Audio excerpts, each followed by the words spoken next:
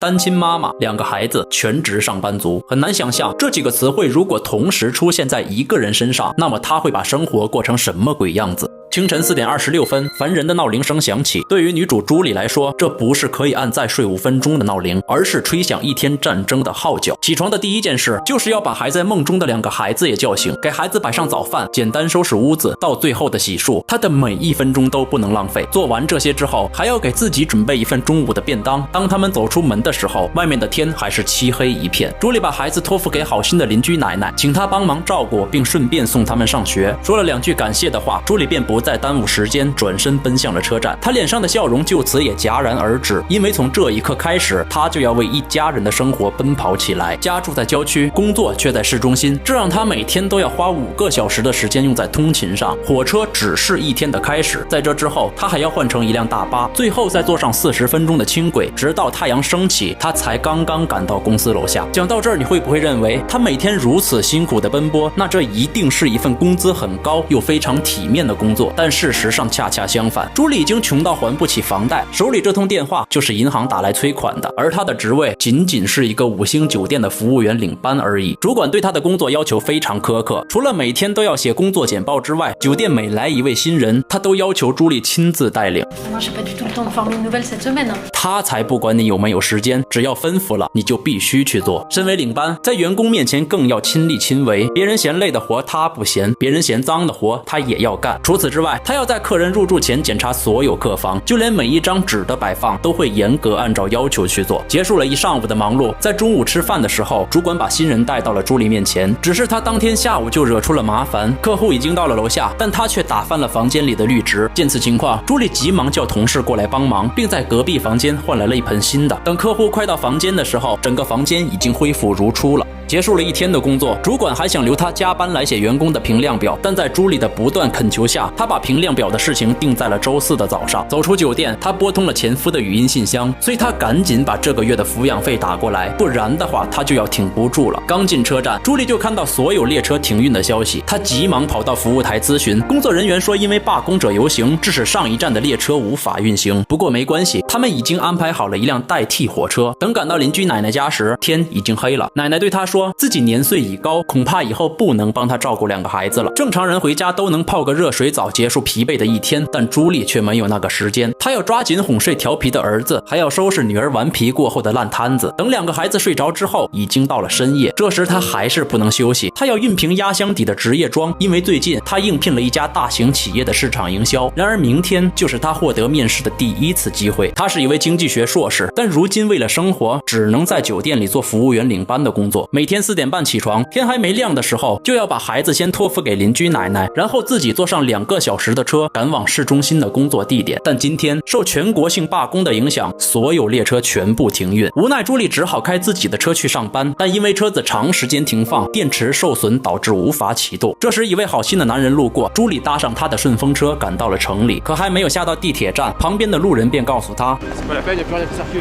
为了不让自己迟到，朱莉开始飞速奔跑起来，但即使她已经拼尽了全力，最终还是不可避免地迟到了。不过这次严苛的主管并没有刁难，反而他还表示理解，这都是由于罢工问题导致的。然而他刚刚忙碌起来，酒店就发生了状况，一位精神有问题的客人把厕所的墙上涂满了大便，如果手工清理的话，既费力又耗时。为了不耽误下午的面试，朱莉违反规定使用了高压水枪进行清理。午饭之后，朱莉请求同事帮忙替班，自己换上了一身职业装出发去了新公司。可由于出租车也参与了罢工，朱莉只能硬着头皮求酒店的保安帮忙指派酒店的内部车辆。朱莉满怀期待地走进新公司，短暂交谈之后又满脸愁容地离开，因为此次面试的部门根本不在她的专业之内。朱莉又一次拨通了前夫的语音信箱，催促他赶紧打来赡养费，并要求他周6来参加儿子的生日宴会。朱莉走进一家商场，用分期付款的方式订购了儿子最喜欢的弹跳床。傍晚，朱莉搭上好心人的便车来到火车站，但广播里却播放着由于罢工全站停运的消息。好在车站帮忙协调了一辆转运大巴，虽然通勤时间近乎翻了1倍，但好在她还能回家与孩子团聚。隔天，朱莉又是风风火火地跑进酒店，因为她每天都会迟到，引起了同事的不满。正当同事对她抱怨的时候，突然一通电话打了进来，原来是刚刚面试的公司约她明天再次见面。生活总算给了她一丝希望，可很快朱莉的主管就找到了她，主管斥责她昨天的早退行为，并警告她如果有下次，她绝不留情。情，但这并不能阻碍朱莉对更好生活的追求。她出门便挨个找了同事，想请求他们明天帮忙替班，但最后找了一圈都没有人愿意占用自己的休息时间来帮忙。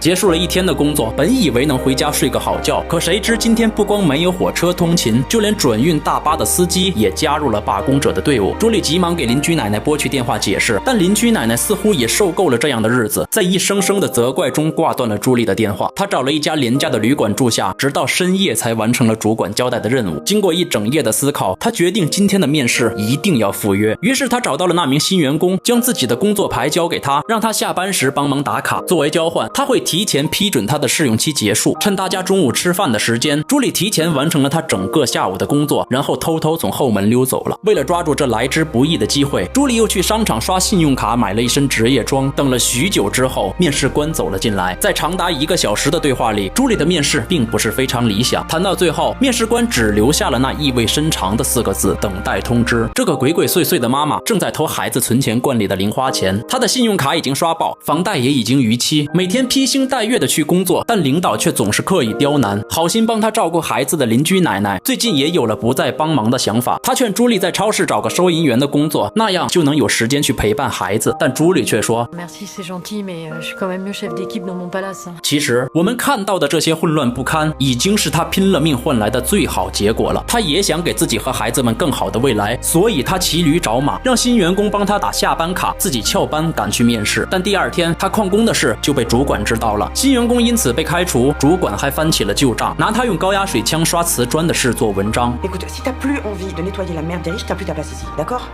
中午朱莉连吃饭的心思都没有，她主动打电话到面试公司，但对方却说如果没有通知，那就证明他们已经找到了合适的人选。相比工作上的一团糟，唯一能让她得到些安慰的，也就是明天的周6，她能陪孩子过一场生日宴会。孩子们睡着之后，朱莉还闲不下来，因为她要把弹跳床组装好才能休息。生日当天，孩子的父亲还是没有到场，不过他承诺赡养费的问题会尽快解决。在屋外，好多小伙伴都来给儿子庆祝生日，朱莉也暂时放下了所有的不愉快，开开心心的陪孩子过了一个周末。但幸福的时光总是短暂的，送走所有人之后，她还要一个人收拾整个院子。忙完已经到了深夜，朱莉卸下1周所有的疲惫，终于能有一点自己的时间，舒服的泡上一个热水澡。隔天，朱莉一觉睡到中午，懂事的女儿做好午饭叫醒了朱莉，一家人共进午餐之后，朱莉把2个孩子放进弹跳床，转身想给孩子的父亲再打个电话，但电话还没接通，意外就发生了。因为忘记拉上安全网的拉链，导致儿子意外跌落，摔断了胳膊。这件事也成为了压倒她的最后一根稻草。隔天，朱莉在镜子前化妆的时候，眼中的泪水控制不住的落下。但在成年人的世界里，是连崩溃的时间都没有的，因为只要她再多哭一次，就要再多花时间补1次妆。更糟糕的是，当她把2个孩子送到邻居奶奶家时，奶奶说她的身体已经不如从前，必要时会把2个孩子送到福利院。朱莉还想多央求奶奶几句，但是时间已经不允许了。朱莉搭上顺风车，一路失魂落魄的来到城里，但因为罢工者在游行，马路上被堵得水泄不通。没办法，朱莉只能下车拼命的奔跑，被工作追逐，被生活追逐。朱莉的生命中无时无刻不在奔跑着，但这次的迟到却成为了她的最后一次。工作牌刷不开门禁，这代表着她已经被酒店辞退了。丢掉工作以后，朱莉的生活迎来了至暗时刻。回到家中，她删掉了简历中经济学硕士的学历，也删掉了曾经担任过市场经理的工作经历，只留下了当服务员的部分。她放下了尊严，最终走进超市应聘了收银员的工作。可笑的是，超市却以她没有工作经验为由拒绝了她。但生活中有苦就会有甜。回家的路上，朱莉接到了一通救命的电话，是她面试那家公司的人事打来的。人事通知朱莉，她被录取了。放下电话，朱莉流下了苦涩并喜悦的泪水。这份工作是一个更难的挑战，可却是拯救她一家生活的稻草。电影结束了，但危机还在延续。愿朱莉以及视频前的你，往后的日子笑容能够发自内心，快乐能够持之以恒。